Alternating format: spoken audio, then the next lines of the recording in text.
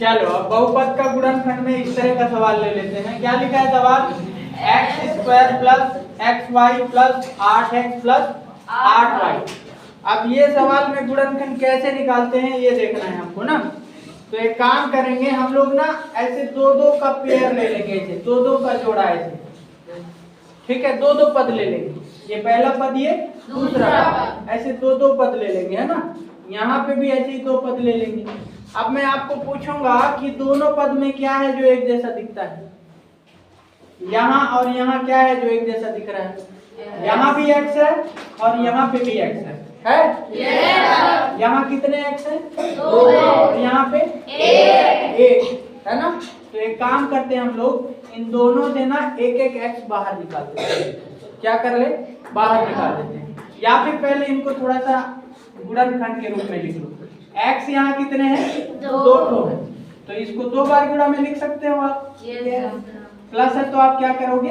Plus. इसी प्रकार यहाँ पे जो है ना x और y, तो इनका गुणनखंड यही होगा, सही है? यहाँ पे प्लस है तो प्लस बना दीजिए। फिर इसमें भी ऐसे लिख लीजिए आप 8 गुणे x प्लस इसको क्या लिखेगा? 8 गुणे y। अब मैंने क्या बोला है कि दो दो का पेयर ऐसे बना दीजिए आप, दो दो पद का। अब मैं पूछूंगा कि इन दोनों पद में दो जगह क्या है जो एक जैसा दिखता है? तो x, देखो यहाँ भी x है और यहाँ पे भी x है। मैच हो रहा है? मैं बोला था जो मैच हो रहा है उसको एक बार में बाहर निकाल दो। आपने निकाल दिया बाहर, ऐसे निकाल दिया बाहर, लिख लोगे। और उसके बाद मैं पूछूंगा अगर x को आपने बाहर निकाल दिया एक दो, तो यहाँ पे कितना x बचेगा? एक x बचेगा, उसको ऐसे लिख लोगे। बीच में प्लस है तो प्लस बना देंगे। और यहाँ से x को आप बाहर निकालोगे तो क्या बचेगा? y। ये समझ आया?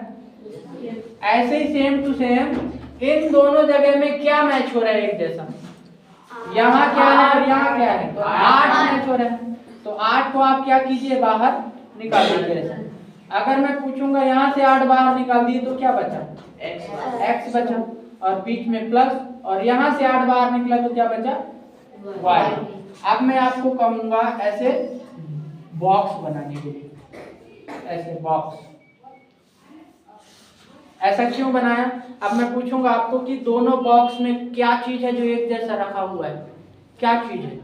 तो आप बोलोगे कि ब्रैकेट में x प्लस वाई दोनों जगह है, दोनों बॉक्स में। इस वाले बॉक्स में भी है और इस वाले बॉक्स में भी है। Yes, sir. मैच हो रहा है ना? Yes, sir. तो मैंने अभी तक सारे सवाल में यही समझाया है कि जो चीज मैच हो रहा है उसको बाहर निकालना है, जो चीज मैच हो रहा है उसको बाहर निकालना है। इसमें कौन है जो मैच हो रहा है दोनों डब्बा में? x प्लस वाई को बाहर निकाल दिया। निकाल दिए ना? Yes, sir. तो ये वाले बॉक्स में क्या बचा है? x, और ये वाले बॉक्स में 8। ये देखो 8 बचा है, इसको तो बाहर निकाल दिया ना आपने, यहाँ से भी निकाल दिया, तो क्या बचा? x और 8, बीच में कौन सा चिन्ह है?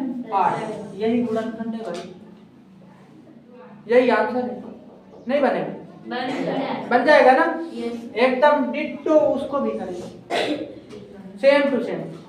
ये क्या है? ये आंसर। अब दूसरा सवाल को ऐसे करेंगे सेम, देखना, ठीक है?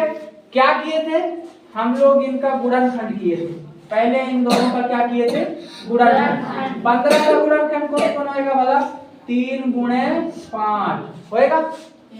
3 गुणे 5 और x और y यही रहेगा। बीच में कौन सा चिन्ह है? माइनस। 6 का गुणनखंड कौन होएगा? 2 गुणा 3 होएगा, और x का जो है 1।